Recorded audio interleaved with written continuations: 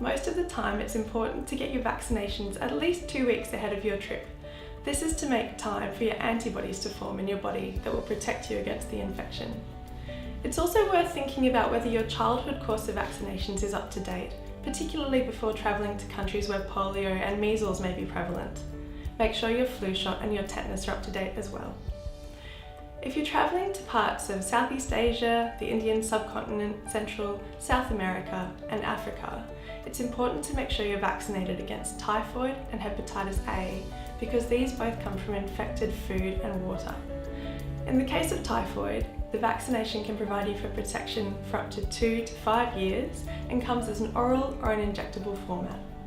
Hepatitis A vaccination will give you protection for 1 year, but if you have a booster 6 months later, you're considered to have lifelong protection in most cases. In some parts of the world, cholera comes as epidemics. The cholera vaccination can also provide protection against some other forms of traveller's diarrhoea, so it's worth bringing your itinerary to speak with your doctor and see if this may be helpful for you to have. Some people wonder if they're travelling last minute whether it's worth coming in to start the vaccination course at all. Usually it's worth getting started on a course, even if that just means having your first one, because it will usually start to provide some protection within 1 to 2 weeks. So it's always worth coming in and at least getting started on a course, even if you need to complete it after you've returned home.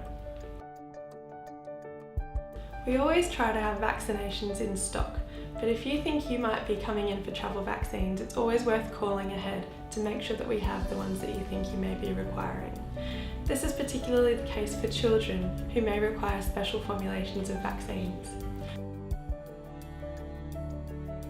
A really good resource to consult is the CDC website, cdc.gov, which can provide some special advice for your destinations and what vaccines you might need.